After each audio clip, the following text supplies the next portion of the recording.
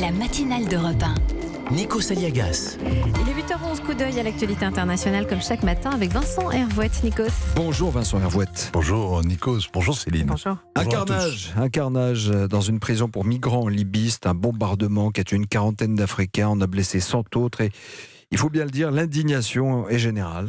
Alors ces Africains sont doublement piégés, ils voulaient immigrer, ils sont faits prisonniers en Libye et leur prison elle-même est prise pour cible dans la bataille de Tripoli. Ils sont les victimes désarmées et promises au couteau du boucher. Selon l'ONU, 5000 Africains sont détenus dans des centres officiels et les 3/4 sont trop près de la ligne de front. Leur sort fait pitié. Leurs conditions de vie font horreur. Ils sont victimes d'épidémies, de viols, ils crèvent de faim, de soif, ils sont battus. C'est l'avant-dernier cercle de l'enfer. Car il y a pire encore. Le dernier cercle, ce sont les prisons privées, celles que tiennent les milices et les trafiquants. Comme ils ne peuvent plus se débarrasser de leur cargaison humaine en l'expédiant à Lampedusa, eh bien ils la réduisent en esclavage. Des Africains sont loués sur les chantiers, d'autres sont torturés et la vidéo est envoyée aux familles qu'on raquette. Le supplice peut durer des années.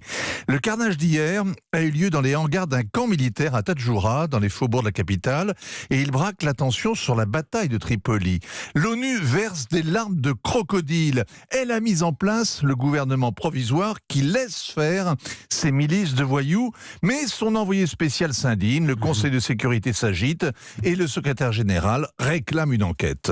Et la Turquie parle de crimes contre l'humanité. Alors évidemment, parce qu'elle est impliquée jusqu'au cou dans la bataille en cours, elle fournit des drones, des armes, des conseils, au mépris de l'embargo, elle soutient les frères musulmans de Misrata et les milices islamistes. Recep Tayyip Erdogan vient de subir une défaite électorale à Istanbul, eh bien il se rattrape à Tripoli. Il accuse le maréchal Haftar, qui assiège la capitale, pour diaboliser ceux qui le soutiennent, les Émirats, l'Égypte et plus discrètement les Occidentaux. La troisième guerre de Libye est en train de s'internationaliser.